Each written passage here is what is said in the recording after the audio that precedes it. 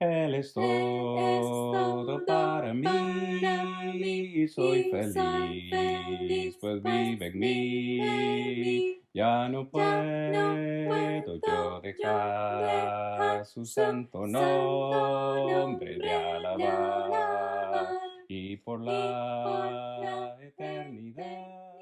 Estamos ya de vuelta, amados hermanos, para estudiar en esta noche el capítulo 2, versículos 9 hasta el versículo 30. Fíjese que esta sección vamos prácticamente ya a terminar el capítulo 2 de Filipenses. Mis hermanos, les ruego en el amor del Señor, si este estudio es de bendición para su vida, si este estudio trae algo de bendición para su vida espiritual, por favor compártalo en sus redes sociales. Siéntase libre de compartirlo. Si usted me está mirando desde YouTube, por favor, dele like a este video.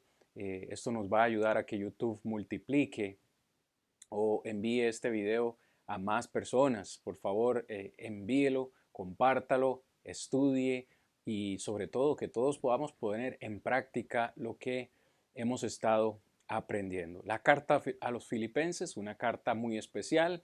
Lo hemos visto, la congregación de Filipos, una congregación muy querida para el apóstol Pablo. Él quería esta congregación y esta congregación lo quería a él en gran manera, tanto así que en muchas ocasiones contribuyó para sus necesidades monetarias en la predicación del Evangelio. El estudio que hemos estado contemplando los días viernes lleva en esencia la idea de hablar acerca del gozo, de los gozos que nosotros debemos tener como cristianos. El gozo es el tema principal de la carta a los filipenses y Pablo en al menos 16 oportunidades menciona esta palabra en toda su carta. Así que el tema principal es que el gozo verdadero solamente se puede encontrar en Cristo Jesús y en su Evangelio, sin importar, esta es la clave hermanos, amigos, sin importar las circunstancias que estemos pasando. Nosotros podemos estar enfrentando cualquier circunstancia en la vida y aún así poder disfrutar o tener el gozo que Cristo nos da. Pablo es el mayor ejemplo de esto. ¿Desde dónde nos está escribiendo esta carta? Desde la cárcel. Y desde la cárcel Pablo experimenta el gozo verdadero en su vida y le transmite esta idea a los hermanos. Así que, hermanos, vaya teniendo usted, si es la primera vez que se nos une a este estudio, vaya teniendo esto en mente. Este es el tema principal de la carta a los filipenses. Aquí usted encontrará, hermanos, un repaso muy rápido de los 4 gozos que hasta el momento hemos visto en las 2 primeras clases anteriores. Son 10 gozos los que estamos viendo o vamos a ver en este estudio. El primer gozo que vimos, capítulo 1, verso 1 al 11, el gozo del compañerismo en oración. Gozo número 2, capítulo 1, versículo 12 al 26, el gozo de una vida con propósito. Si alguien tenía una vida con propósito, ese era Pablo y su propósito era vivir para Cristo y predicar su evangelio. Gozo número 3 lo vimos la semana anterior, capítulo 1, verso 27 al capítulo 2, verso 4, el gozo de sacrificarse a uno mismo. Y finalmente la semana pasada vimos versículos 3 al 11, el gozo de la humildad en Cristo. Por cierto, hermanos, es muy importante, lo dije la semana anterior, este capítulo probablemente sea el capítulo más difícil de toda la Biblia. Difícil no de entender, sino de vivir. Porque ¿de qué nos sirve leer la Biblia, entenderla, si no la ponemos en práctica? En el capítulo 2, Pablo habla acerca de la humildad de Cristo, habla acerca del ejemplo de servicio de Cristo.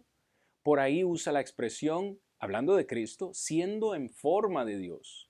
No estimó el ser igual a Dios como cosa a qué aferrarse, y estoy leyendo literalmente el versículo 6, dice, sino que se despojó a sí mismo, Cristo se despojó a sí mismo, verso 7, tomando forma de siervo, literalmente forma de esclavo. Y dice, hecho semejante a los hombres y estando en esta condición de hombre, se humilló a sí mismo, haciéndose obediente hasta la muerte y muerte de cruz. Este es el ejemplo que Pablo nos expresa de Cristo Jesús y le dice a los hermanos, Si nosotros nos hacemos llamar cristianos, si somos seguidores de Cristo, entonces deberíamos hacer lo mismo que Cristo hizo. No vivir para nosotros mismos, como dice el verso 3, no hacer nada por contienda o por vanagloria, antes bien estimando a los demás como superiores a nosotros mismos. Esa fue la vida que Cristo Jesús vivió. Verso 4, no mirando cada uno por lo suyo propio, sino por lo de los demás, el bien de los demás. Esa fue la exhortación que el apóstol Pablo nos dio la semana anterior. Si nos hacemos llamar hijos de Dios, cristianos, deberíamos hacer lo mismo que Cristo hizo. Por esta actitud de humildad, como Cristo se rebajó a sí mismo, dice al final, versículos 10 y 11, el Señor lo exaltó hasta lo sumo y le dio un nombre que es sobre todo nombre, para que en el nombre de Cristo Jesús se doble toda rodilla y confiese, toda lengua confiese que Jesucristo es el Señor. Algún día, si no en esta tierra, algún día todos tendrán que doblar rodillas y confesar el nombre de Jesucristo, nuestro Señor y Salvador. Esa fue la sección que terminamos la semana pasada, mis amados hermanos, y vamos en materia en para la clase de esta noche. Como usted ve, hoy vamos a estar viendo dos gozos más, por cierto, hermanos. Este es el primero de ellos. Curiosamente, aunque terminamos en el verso 11, la semana anterior estoy incluyendo el verso 9. Vea que esta sección va casi que junta. Recuerde que estas divisiones de capítulos no las tenemos en el lenguaje original, pero esta sección deberíamos tomarla desde el versículo 9 hasta el versículo 18. Esta sección vamos a ver el gozo de la obediencia fiel. Vaya conmigo al texto, vamos a leer, no importa hermanos, desde el versículo 12, pero quiero que tengan en mente que esta sección puede empezar desde el versículo 9. Fíjese lo que vamos a hacer acá, hermanos, amados hermanos. Muy bien, vamos a devolvernos acá. Permítanme, mis amados hermanos, el gozo de la obediencia fiel. Y lo que vamos a hacer en este momento es irnos directamente al texto bíblico. Perdone que como siempre, hermano, manejo muchas cosas aquí para que ustedes puedan tener esto en la presentación. Ve lo que dice el versículo 12, Filipenses 2:12.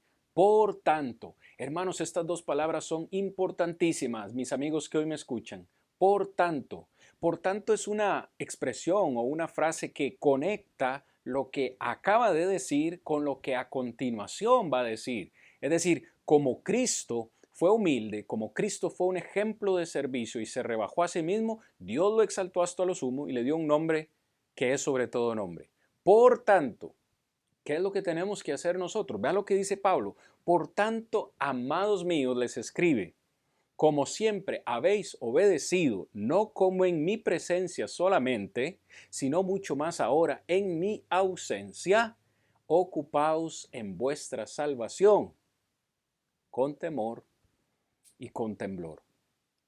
Muy bien, hermanos, hablemos de este versículo 12. Fíjese cómo, de nuevo, Pablo hace una conexión con lo que acaba de decir, con lo que les está diciendo en este momento. Les está diciendo, hermanos, Cristo fue obediente. Cristo fue un ejemplo de obediencia, no solo de humildad, no solamente de servicio, sino que Cristo fue un ejemplo de obediencia, porque se hizo obediente hasta la muerte, dice, y muerte de cruz. Y entonces usa Pablo el ejemplo de Cristo, ¿no? Como el mayor ejemplo que podemos tener de obediencia para decirle a los hermanos en el versículo 12, les ruego a ustedes también, como ustedes siempre han obedecido, no solamente cuando yo estuve con ustedes, sino ahora mucho más en mi ausencia, ahora que estoy encarcelado, les ruego que sean obedientes al Señor. Los filipenses siempre fueron obedientes, con o sin Pablo, pero él les ruega nuevamente que sean obedientes a él. Gran exhortación para nosotros, hermanos. Si somos cristianos, de nuevo, deberíamos ser obedientes a la palabra de Dios.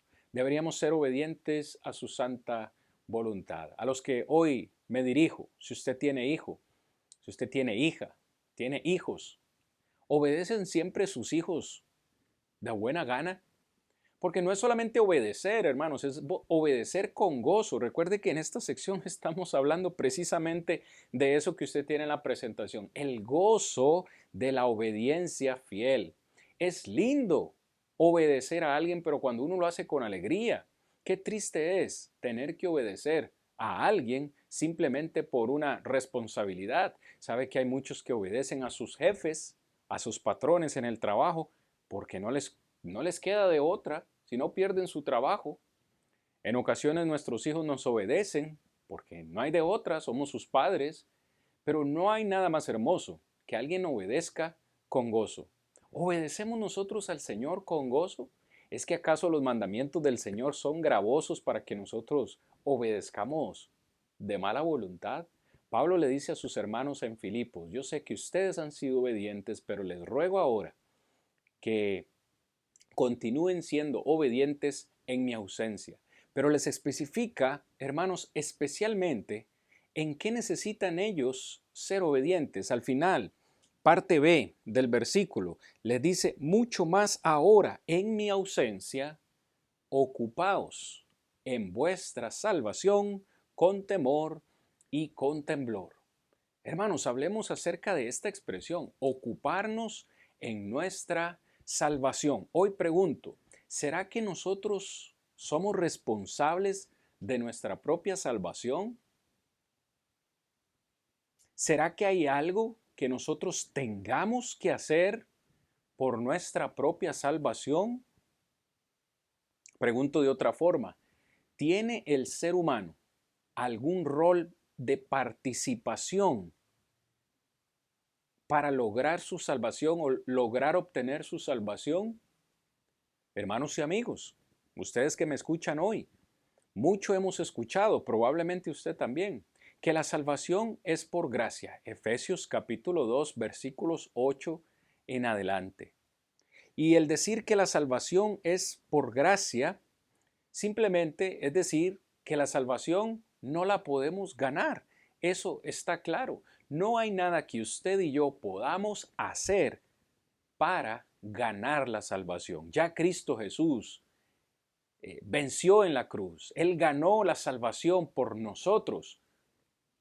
Pero, porque siempre hay un pero. Siempre hay un pero, mis amados hermanos y amigos. Aunque yo no puedo hacer nada para ganar mi salvación, Dios espera que yo haga algo para obtenerla. Fíjese que son dos conceptos diferentes acá y le quiero poner un ejemplo bíblico con el nacimiento de la iglesia. En Hechos capítulo 2, el día de Pentecostés, en ese nacimiento de la iglesia, en el versículo 36, Pedro predicándole a los judíos les acusa directamente de haber asesinado al Hijo de Dios. Literalmente, les cito el verso 36. Sepa pues, ciertísimamente toda la casa de Israel, que a este Jesús, a quien vosotros crucificasteis, Dios le ha hecho Señor y Cristo. Imagine por un momento cómo repercutieron esas palabras en el corazón de ellos. Lo puedo ver en el versículo 37. Reconocieron realmente que ellos eran culpables, porque en el verso 37 ellos le responden a Pedro y a los otros apóstoles, varones, hermanos, ¿qué haremos? Fíjese la pregunta. Ellos se reconocen culpables, Pedro los acaba de acusar de asesinato y ellos le respondieron a Pedro y a los otros apóstoles, varones hermanos, ¿qué haremos? ¿Qué les contestó Pedro? Oh, no tienen que hacer nada. Ya ustedes son salvos porque la salvación es por gracia. Ustedes ya están salvos, no tienen nada que hacer. El Señor pagó el precio por ustedes. Pregunto sinceramente, hermano, y usted puede ir a su Biblia, Hechos 2:38, si esa fue la respuesta de Pedro. Les dijo Pedro a ellos, no, ustedes no tienen que hacer nada. O les dijo solamente Pedro, solamente ustedes necesitan tener fe en Él. ¿Cuál fue la respuesta de Pedro? Verso 38, Pedro les dijo, arrepentíos y bautícese cada uno de vosotros en el nombre de Jesucristo para perdón de los pecados y recibiréis el don del Espíritu Santo. Entonces, a la luz de esta respuesta de Pedro, Amados hermanos, podemos concluir que en el orden de que yo reciba la salvación que Dios me ofrece, yo necesito hacer algo. Lo primero que necesito hacer es oír el Evangelio. Necesito creerlo de todo corazón. El Evangelio me va a decir a mí que yo soy un pecador y que por tanto ofendo a Dios. Una vez que reconozco eso, necesito, según Pedro, arrepentirme, que es cambiar de dirección, cambiar mi mente. Y Pedro también dice que debemos bautizarnos, porque el bautismo es para perdón de los pecados. Entonces, aunque la salvación es un regalo y yo no puedo hacer nada para ganarla, Dios me pide a mí hacer ciertas cosas para poder obtenerla. Usted me dirá a mí, pero es que Pablo en Filipenses capítulo 2, versículo 12, le está escribiendo a hermanos ya, es decir, no les está diciendo que se tienen que volver a bautizar.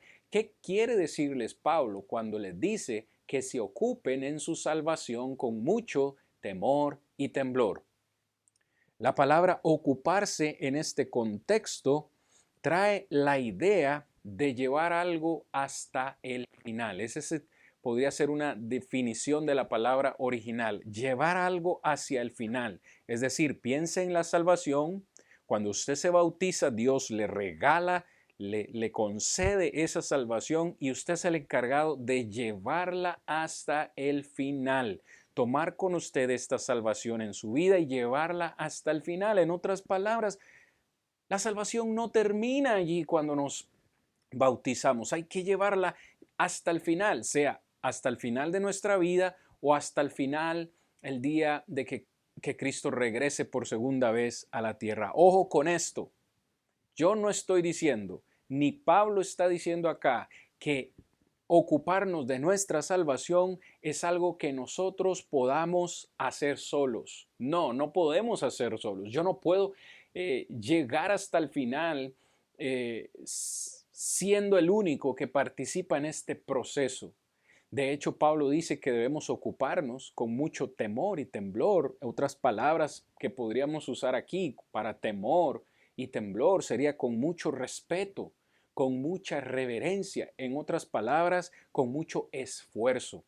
Mis amados hermanos, Dios quiere que nosotros hagamos un esfuerzo por ganar esta salvación. ¿Ganar en qué sentido? Por favor, permítame explicarme mejor. Dios va a trabajar conmigo. Dios no va a hacer la obra por mí, ni yo la voy a hacer solo. ¿Cómo me doy cuenta de eso? Vea lo que dice el versículo 13. El versículo 13 nos abre un poco más el entendimiento en este particular, porque les dice, porque Dios es el que en vosotros, produce así el querer como el hacer por su buena voluntad. Fíjese cómo Dios trabaja con nosotros. Les dice Pablo a ellos, ustedes tienen que ocuparse en esa salvación. Ya Dios se la dio, es un regalo, más un regalo muy precioso. Nosotros lo podemos descuidar. Hay muchos que lo han descuidado y por tanto se puede perder. Pablo le dice, si es un regalo tan grande, la salvación, ustedes tienen que cuidarla, tienen que esforzarse por cuidar ese regalo, por no perderlo. Pero en el verso 13 les dice, ustedes no están solos en ese proceso, no es algo que ustedes van a hacer solos. En el proceso, Dios trabajará con ustedes. ¿Por qué? Dice el verso, porque Dios es el que en ustedes, dentro de ustedes, produce, ¿qué? El querer como el hacer. Fíjese, si no hubiera nada que yo necesito hacer, ¿por qué Pablo usa esas dos expresiones ahí? Dios es el que produce en mí el querer. Yo quiero ser salvo, quiero alcanzar esa salvación, pero dice también el hacer. Es decir, Dios quiere que nosotros hagamos algo. Y ese algo que Dios quiere que nosotros hagamos es esforzarnos. ¿Esforzarnos en qué sentido?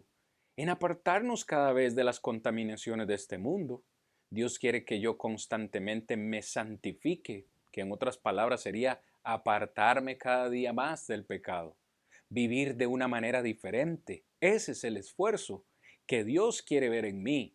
Es decir, la salvación que yo tengo dentro, que Dios me ha dado, es una salvación que tiene que mostrarse por fuera. Yo debo trabajar por fuera.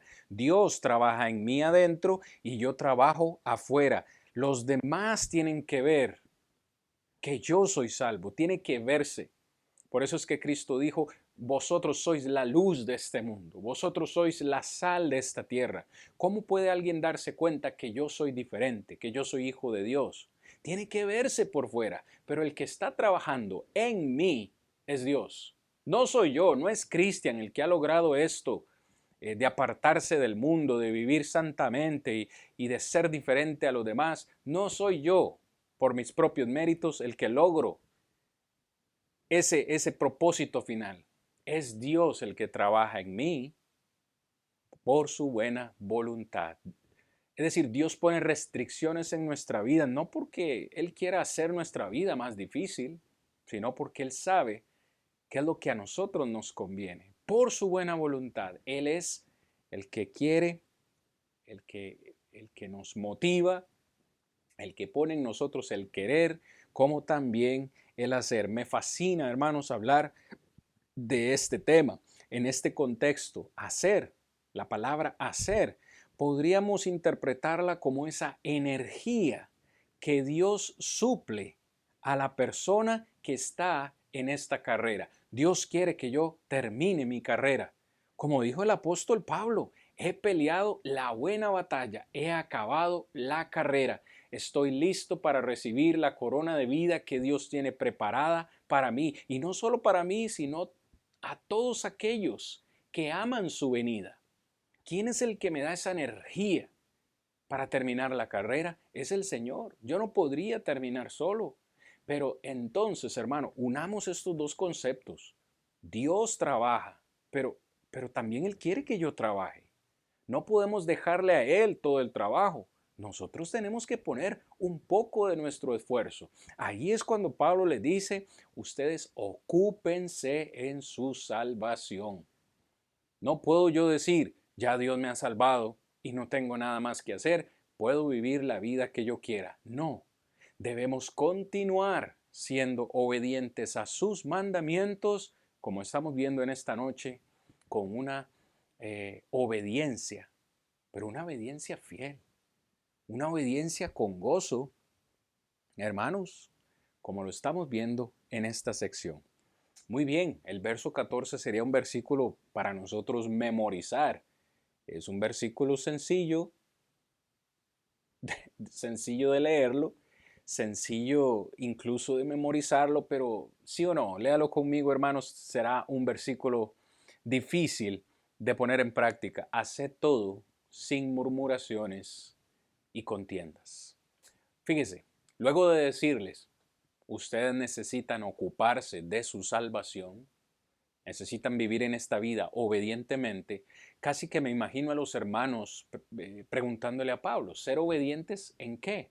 Pablo les responde inmediatamente en el verso 14, ustedes quieren vivir una vida de obediencia, lo primero que Dios les solicita es hagan todo sin murmuraciones ni contiendas. Hasta este punto, Pablo les ha dicho a los hermanos que los cristianos deben ser distintos. Los versículos anteriores les dijo, tienen que ser como Cristo, tienen que ser ejemplo de servicio, tienen que ser ejemplo de humildad, tienen que rebajarse a ustedes mismos y ahora les dice, si usted quiere armonía en la congregación, si usted quiere que su iglesia sea unida, haga todo sin murmuraciones ni contiendas. Por favor, subraye la palabra todo. Todo lo que hagamos en la iglesia del Señor debe hacerse sin murmuraciones ni contiendas. La palabra murmuraciones, hermanos, literalmente son quejas. ¿Ha conocido usted a alguien que constantemente se queja por todo?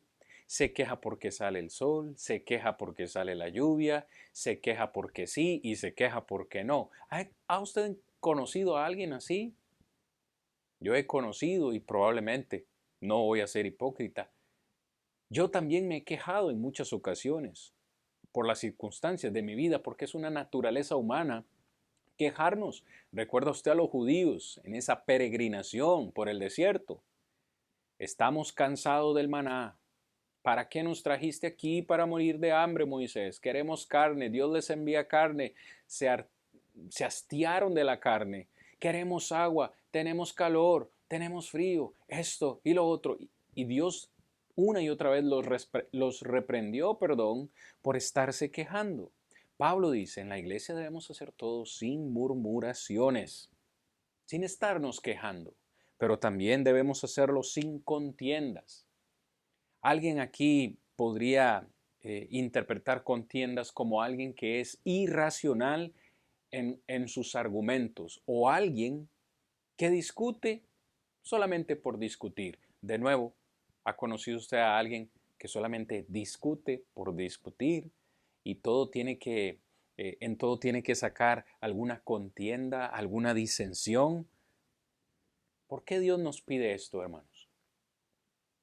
¿Por qué creen ustedes que el Señor nos pide que hagamos todo sin murmuraciones ni contiendas? De nuevo, ¿será porque Dios es un Dios que le encanta poner reglas y solo nos quiere complicar la vida? Solamente Dios quiere eh, hacer más difícil nuestra existencia. ¿Será por eso?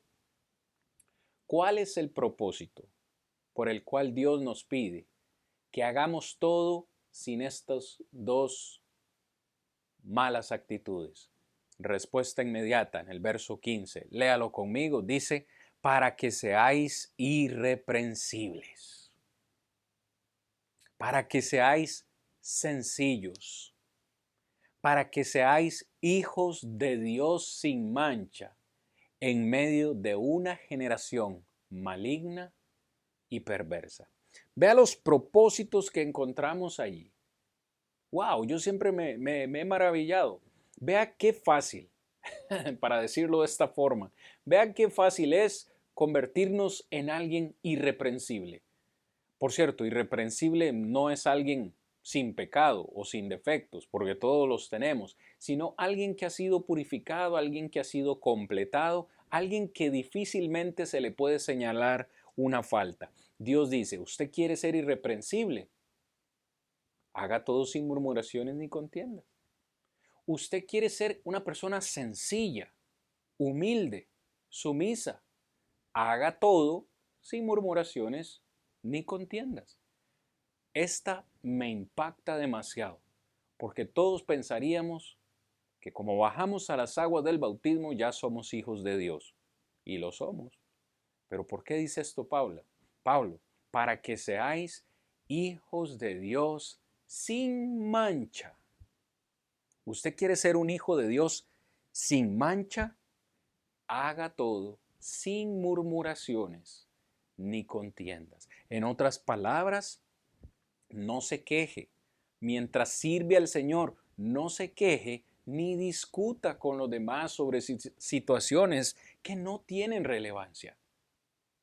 Para que seáis hijos de Dios. Todos somos hijos de Dios, pero dice sin mancha.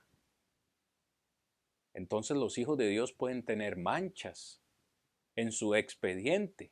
Oh, ¿cómo podría yo tener una mancha en mi expediente como hijo de Dios si estoy haciendo las cosas en la iglesia por plena murmuración o por contienda? Me copian, hermanos. Vea cómo dice Pablo, en medio de una generación perversa y maligna. Se supone, de nuevo, se supone que en este mundo que está lleno de oscuridad, en esta generación perversa, maligna, nosotros debemos ser luminares, nosotros debemos ser la luz del mundo, debemos ser la sal de la tierra. Esto que dice Pablo aquí, los hermanos de Filipos vivían en medio de una generación maligna y perversa. Eso aplica solamente para ellos, por dicha que, ¿verdad que nosotros no vivimos en medio de un mundo perverso y maligno? Claro que no. Vivimos en un mundo mucho, mucho mejor. Claro que no. El mundo no ha cambiado. Podría, y me atrevo a decir que está incluso peor. Vivimos en un mundo contaminado, en un mundo caído, en un mundo lleno de pecado. En este mundo, nosotros los cristianos debemos ser diferentes. Debemos hacer todo sin murmuraciones, sin contiendas, siendo humildes, rebajándonos, viendo a los demás como superiores a nosotros. ¿Por qué deberíamos hacer todo esto? Porque somos cristianos y porque Cristo lo hizo. Es decir, Pablo les dice, no sean ustedes como ellos, no sean como el mundo. Debemos resplandecer. ¿Cuál es la evidencia de que estamos siendo luz, de que estamos resplandeciendo para el mundo? La evidencia es precisamente el versículo 14. La evidencia es que estamos haciendo las cosas sin murmuraciones ni contiendas, para que otros vean en mí que realmente yo soy un hijo de Dios, que realmente yo soy cristiano. Me copian, hermanos.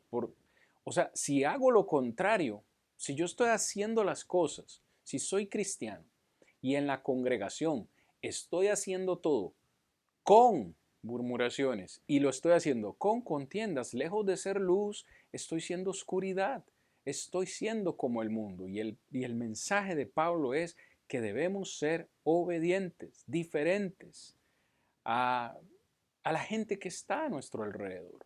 Verso 16, vamos a quedar verso 16 al verso 18. Dice, amados hermanos, ¿cómo es que nosotros podemos lograr eso? ¿Cómo es que nosotros de verdad podemos hacer todo sin murmuraciones ni contiendas? ¿Cómo es que podemos ser irreprensibles, sencillos, hijos de Dios sin mancha? ¿Cómo es que podemos resplandecer en medio de este mundo? Verso 16. Asidos de la palabra de vida, asidos, tomados, agarrándonos de la palabra de Dios. Si ven cómo esto no es algo que nosotros logramos por méritos propios, necesitamos, hermanos, estar en contacto todos los días con la palabra de Dios, porque nosotros solos no podemos. Dice Pablo, asidos de la palabra de vida, para que en el día de Cristo, fíjese, yo pueda gloriarme de que no he corrido en vano, ni en vano he trabajado. Verso 16, wow. Solamente así lo podemos lograr. Solamente así, dice Pablo, lo podemos lograr. Agarrados de la palabra de Dios, en otras palabras, Pablo les está diciendo, el día de Cristo, es decir, cuando Cristo venga, Pablo les está diciendo que cuando Cristo regrese, ellos también estén en la presencia de Dios. Pablo les está diciendo, yo no quiero que el día que Cristo venga, yo comience a preguntarme, ¿dónde están mis hermanos de Filipos? ¿Dónde están ellos? ¿Verdad que no? Pablo les está diciendo para que en el día de Cristo yo pueda gloriarme de que no he corrido en vano, ni en vano he trabajado. Es decir, yo quiero ver el fruto del trabajo que yo he realizado con ustedes. El fruto será que el día de Cristo yo los pueda ver a todos ustedes aquí conmigo. ¡Wow! ¡Qué gran mensaje! ¿Será que de verdad todos nosotros, el día que Cristo venga, queremos ver a todos nuestros hermanos en la fe allí? ¿Sabe que de pronto puede haber alguien que usted diga, no, yo no lo quiero ver ahí? Y hablo con toda propiedad. He escuchado hermanos decir, me cambio de congregación porque donde está fulano, yo no puedo estar. Mejor me cambio de congregación porque no me puedo llevar bien con este o con esta hermana. No lo puedo ver o no la puedo ver. Mejor me cambio de congregación. ¿Se imagina usted eso en el cielo? ¿De verdad? ¿Se imagina usted esto en el cielo? ¿Cómo podemos pretender ir al cielo si hay algún hermano o hermana al que yo no pueda ver?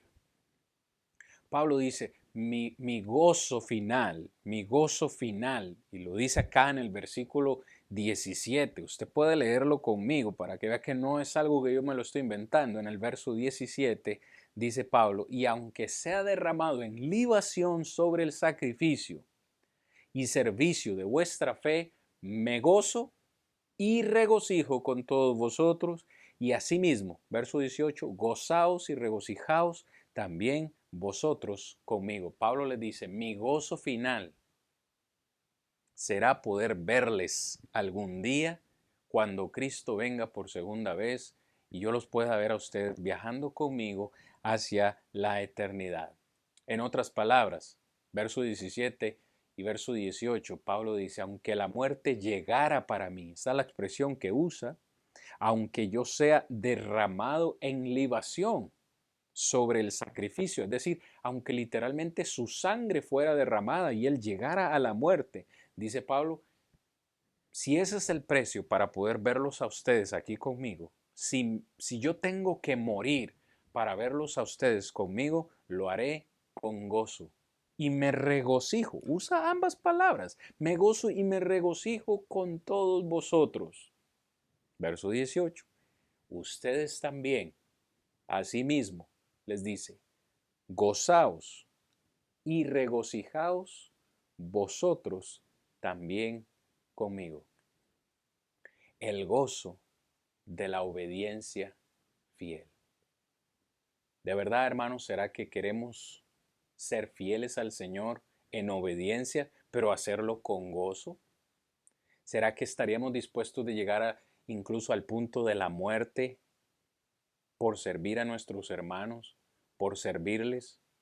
¿Sabe que Cristo murió como esclavo solo por amor a nosotros y servirnos? ¿Cómo podría yo hacer menos de lo que hizo Jesús? Él espera mi obediencia. En Lucas 6:46 el maestro dijo, ¿por qué me llamáis Señor, Señor, y no hacéis lo que yo digo? Jesús dice, amaos los unos a otros. En esto os conocerán que sois mis verdaderos discípulos, en que os améis unos a otros como yo os he amado. El gozo, hermanos, de una vida de obediencia, pero de una obediencia fiel. Vamos al segundo gozo en esta noche, que como siempre, hermanos, se nos ha ido acabando el tiempo en esta sección, versículos 19 al versículo 30. El gozo de trabajar juntos. Me encanta un corito que entonamos en nuestras congregaciones. Y si todos trabajamos unidos, unidos, y si todos trabajamos, qué gozo será.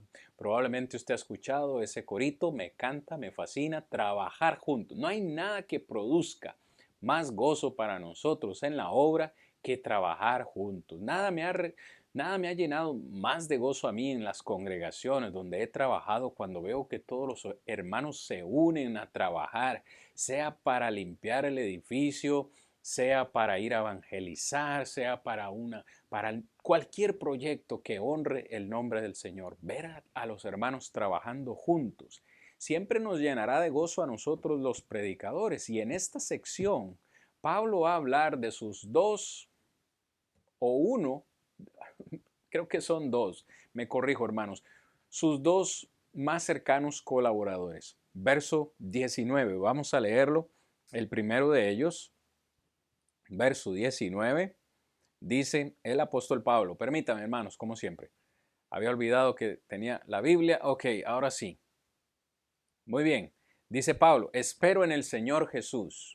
Después de darles estas instrucciones, le dice, espero en el Señor Jesús enviaros pronto a Timoteo, para que yo también esté de buen ánimo al saber de vuestro estado. Fíjese la preocupación de Pablo. Pronto les voy a enviar a Timoteo, para que Timoteo los anime a ustedes y también ustedes me animen a mí, al saber de vuestro estado. Yo quiero saber cómo ustedes están. Para esto voy a enviarles a Timoteo. La razón de enviarlo a él. Versículo 20 dice, pues a ninguno tengo del mismo ánimo y que tan sinceramente se interese por vosotros. Es decir, Pablo en su ministerio, tanto en su primer, segundo, tercer viaje misionero, tuvo muchos colaboradores, muchos hermanos que le ayudaron. Pero aquí Pablo es sincero en expresar que a nadie tenía con tan sincera y genuina disposición de ir a visitar a los hermanos en Filipo que Timoteo. Dice, a nadie tengo de tanto ánimo y de tanto interés por ustedes que a Timoteo. Por eso lo quiero enviar a ustedes. Porque Timoteo es un gran colaborador. Fíjese, verso 21. Porque todos buscan lo suyo propio. Todos buscan lo suyo propio. No lo que es de Cristo Jesús. Pero, verso 22, pero ya conocéis los méritos de Él. Él es Timoteo. Ya ustedes conocen también a Timoteo, conocen los méritos de Él, verso 22, que como hijo a padre ha servido conmigo en el Evangelio. Fíjese cómo Pablo veía a Timoteo. Lo veía como un hijo, lo engendró en el Evangelio. Pablo fue a Timoteo como un padre y Timoteo fue a Pablo como un hijo. Pero note cómo Pablo expresa con toda sinceridad, Timoteo me ha sido tan fiel que ha trabajado no detrás mío, no delante mío, ha trabajado conmigo en el Evangelio. Es decir, las mismas metas, el mismo propósito que Pablo tenía de la predicación del Evangelio estaba en Timoteo. De hecho, en este currículum que Pablo hace, es sincero en decir, Timoteo le gana a muchos en ánimo. Timoteo le gana a muchos en interés y le ha ganado a muchos en el servicio al Señor en lo que al Evangelio se refiere. Los demás, todos, dice literalmente en el versículo 21, perdón, literalmente todos los demás buscan lo suyo propio. Recuerda cómo en esta sección, versículos 3 y 4 nos dijo que no debemos buscar nosotros nuestro propio beneficio, sino el beneficio de los demás. Ese era Timoteo. Gran enseñanza de nuevo para nosotros.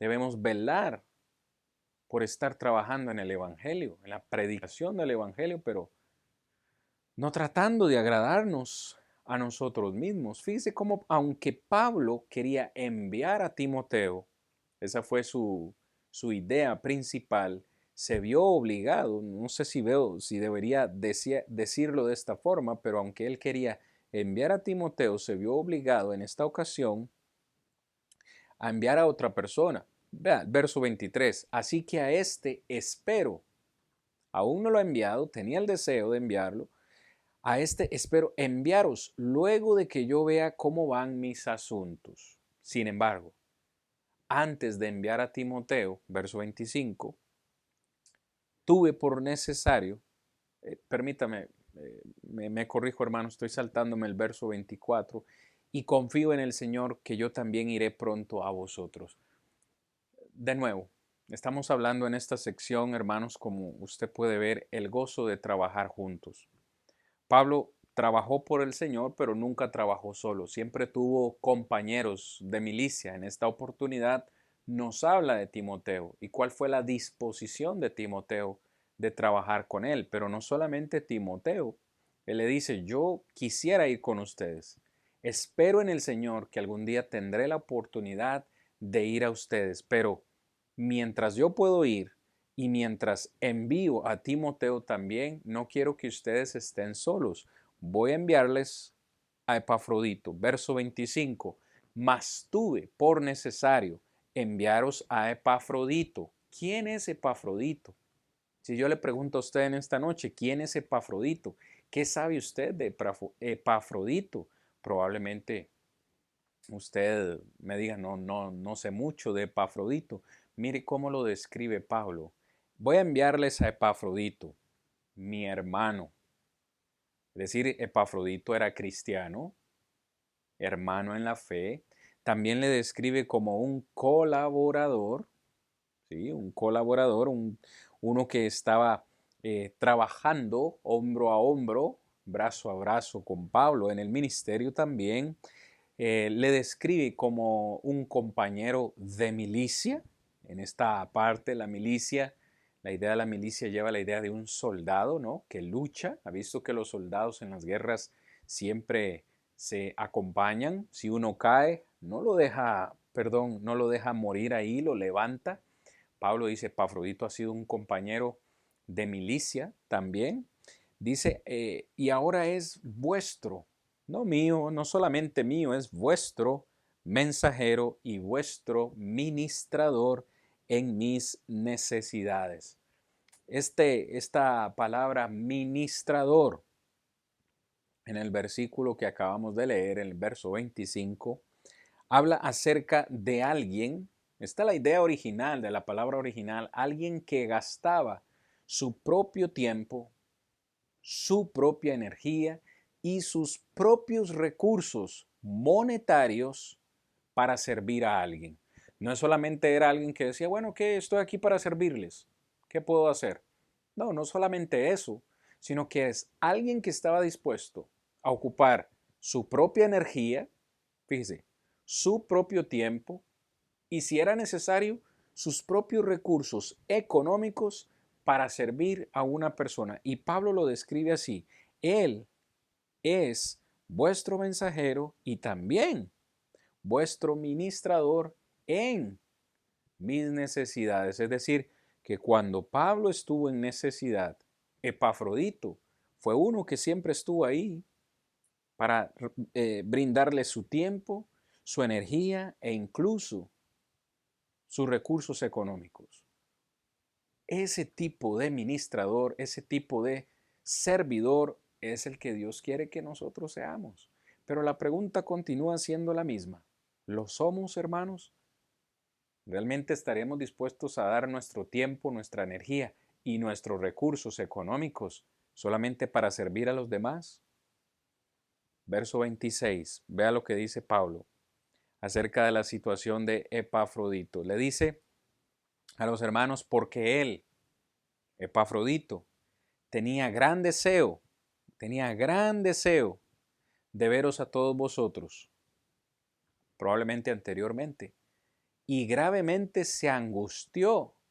Epafrodito se angustió porque ustedes habían oído que él había enfermado. Es decir, este hermano Epafrodito quería visitar a los hermanos de Filipo, pero una enfermedad se lo impidió y se enfermó aún más de angustia al saber que los hermanos de Filipo se habían enterado de su enfermedad.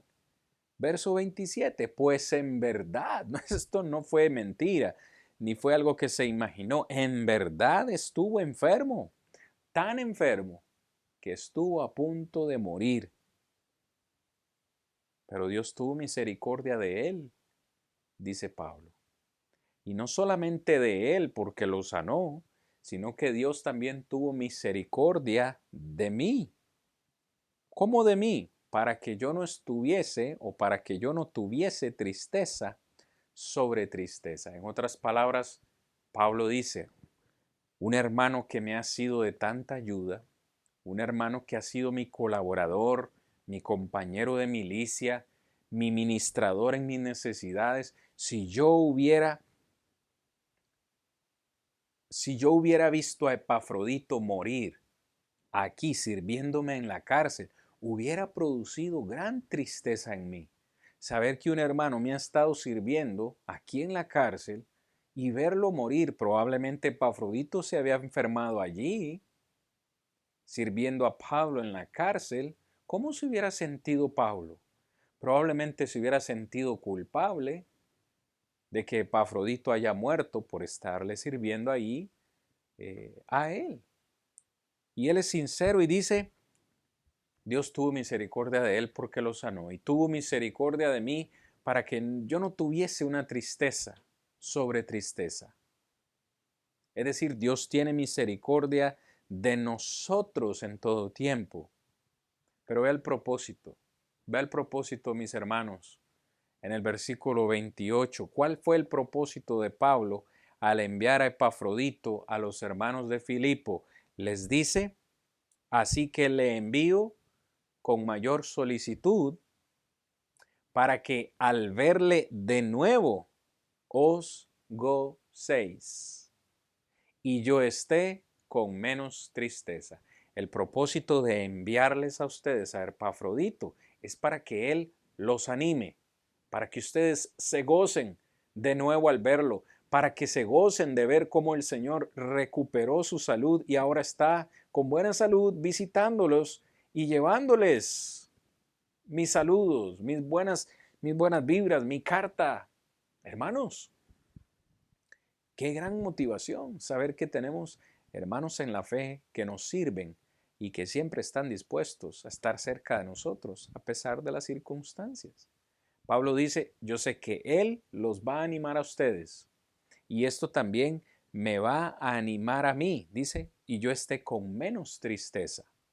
Tristeza humana, por supuesto, de saber que estaba en la cárcel, pero nunca perdió el gozo que Cristo le daba. Verso 29, ve el mandamiento, recibidle, pues, en el Señor. Recíbanle como a un hermano en la fe, pero dice, con todo gozo. Recíbanle con gozo y tengan en estima a los que sean como Él. Hermanos, a los hermanos que nos sirven, a los hermanos que son serviciales en nuestras obras, debemos tenerlos en gran estima. Verso 30, porque por la obra de Cristo estuvo próximo a la muerte, exponiendo su vida para suplir lo que le faltaba en vuestro servicio por mí. ¿Cómo no tener a este hombre